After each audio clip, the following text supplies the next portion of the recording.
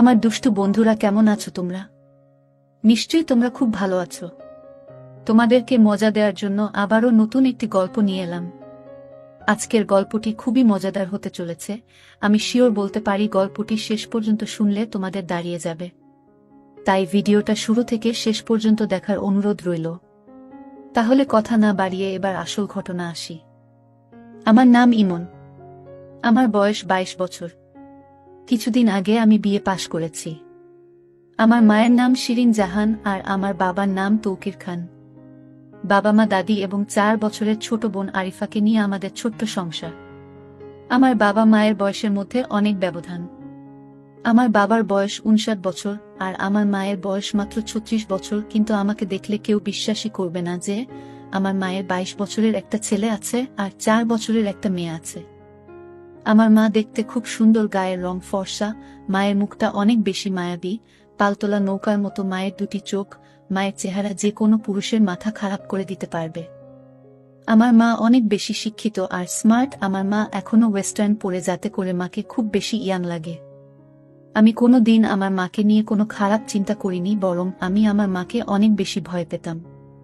একদিন সোমবার আমরা সবাই বাসায় যে যার মতো, হঠাৎ করে মায়ের কাছে একটা ফোন আসলো আর মা হাউমাউ করে কাঁদতে লাগলো। পরে জানতে পারলাম যে আমার বাবা একটা রোড অ্যাক্সিডেন্টে মারা গেছে। বাবার মৃত্যুতে আমরা সবাই ভেঙে পড়ি। বাবা মারা যাওয়ার 3-4 মাস পরে আমরা সবাই স্বাভাবিক হতে শুরু করলাম। কিন্তু সমস্যাটা হলো যে আমার বাবা মরার আগে সব সম্পত্তি আমার নামে লিখে দিয়েছিলেন। তারপর থেকেই আমার দাদির সমস্যা যে আমি যদি অন্য কাউকে বিয়ে করি তাহলে আমার মা ও আমার বোন অসহায় হয়ে যাবে। তাই আমার নানি ও দাদি মিলে একটা বুদ্ধি বের করল। তারা একদিন আমাকে ডেকে বলল, দেখো, আমরা একটা সিদ্ধান্ত নিয়েছি যা তোমাদের মেনে নিতে হবে। আমি আর আমার মা চুপচাপ শুনছি। হঠাৎ করে নানি বলে উঠল, আমরা চাই শিরিন, তুই আবার বিয়ে করো। কারণ তুই এখনো অনেক বেশি জোয়ান, তোর জীবন পড়ে আছে। তোর মেয়ে এখনো অনেক ছোট আর তোর মেয়েরও বাবার দরকার আছে। মা চুপচাপ শুনছে। তারপর আবারও নানি বলে উঠল যে, দেখ শিরিন, আমরা অনেক ভেবে এই সিদ্ধান্ত নিয়েছি যে ইমনও এখন বড় হয়েছে। কিছুদিন পর ওকে বিয়ে দিতে হবে, তাই আমরা চাই তুই আর অন্য কাউকে বিয়ে না করে ইমনকে বিয়ে করো। মা বলল, তোমাদের মাথা ঠিক আছে? ইমন আমার ছেলে, ওকে আমি জন্ম দিয়েছি, ওর সাথে আমার বিয়ে কিভাবে হবে?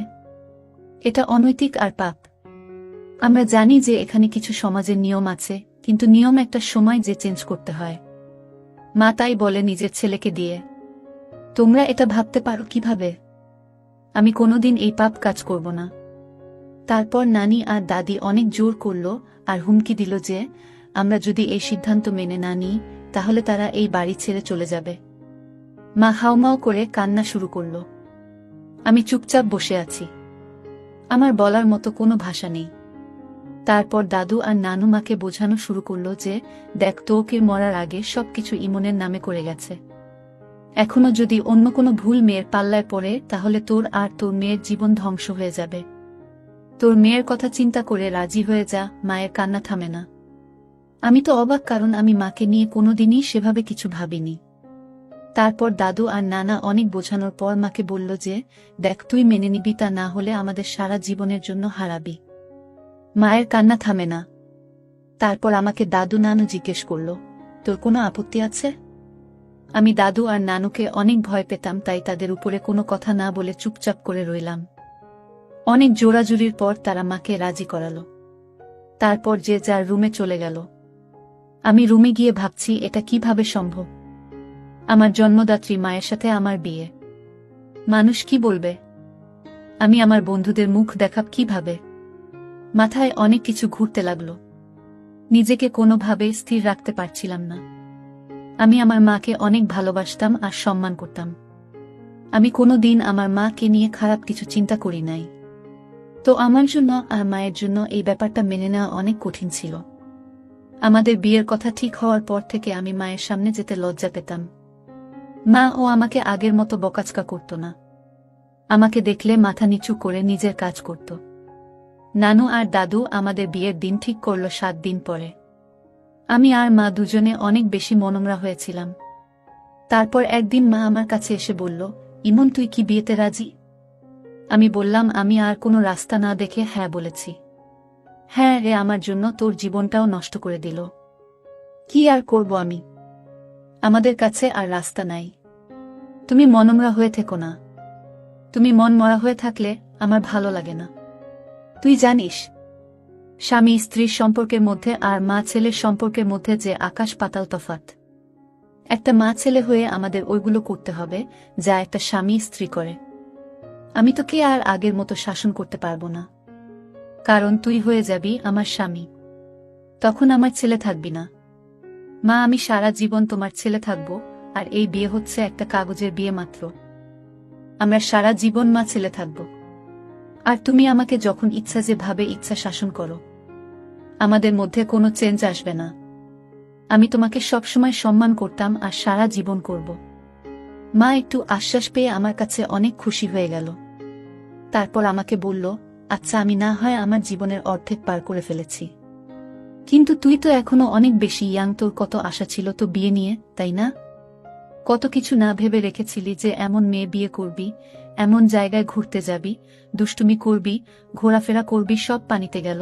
এই বুড়ির সাথে কিছুই হবে না। আরে মা, তুমি বুড়ি না, তুমি অনেক বেশি ইয়াং আর এখনো অনেক বেশি সুন্দর।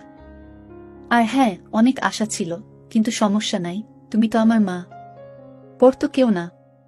আমরা অনেক ভালো বন্ধুর মতো হয়ে সব আশা পূরণ করব। মা আমার কথা শুনে একটু খুশি হয়ে গেল। তারপর বলল, আচ্ছা ঠিক আছে, আমরা আজকে থেকে অনেক ভালো বন্ধু। আমরা একে অপরের সাথে সব শেয়ার করব। মা আমার মাথায় একটু হাত বুলিয়ে নিজের রুমে চলে গেল।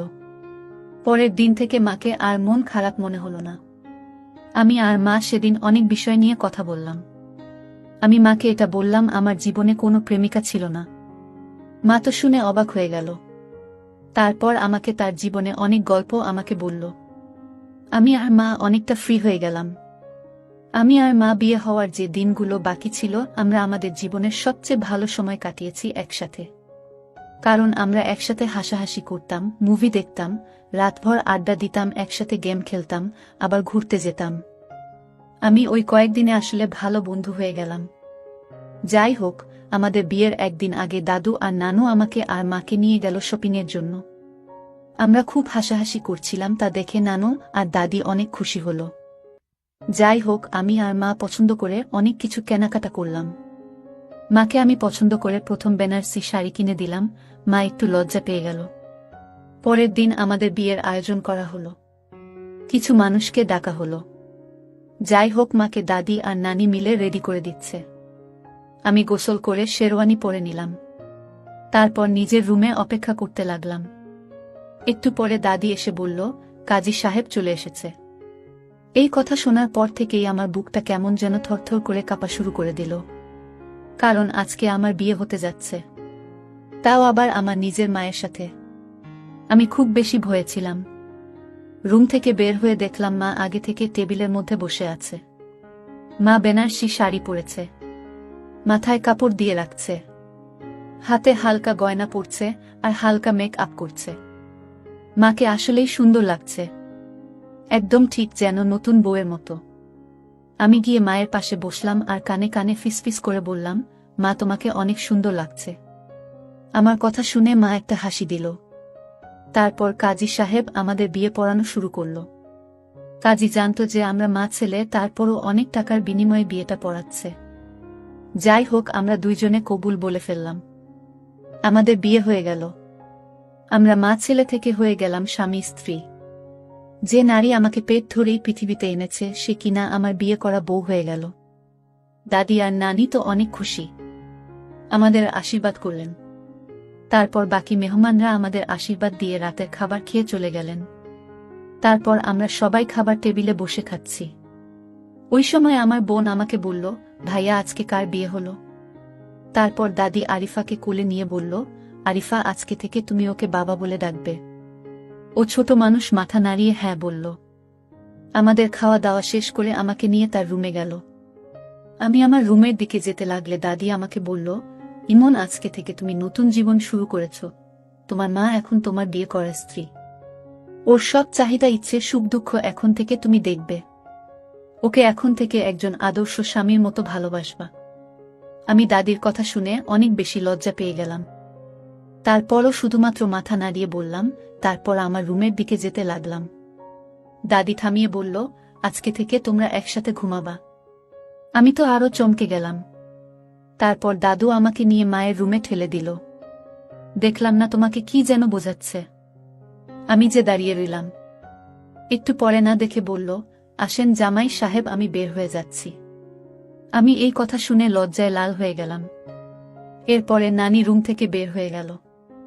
আমি রুমের দিকে তাকিয়ে দেখি রুমটা অনেক সুন্দর মতো সাজানো।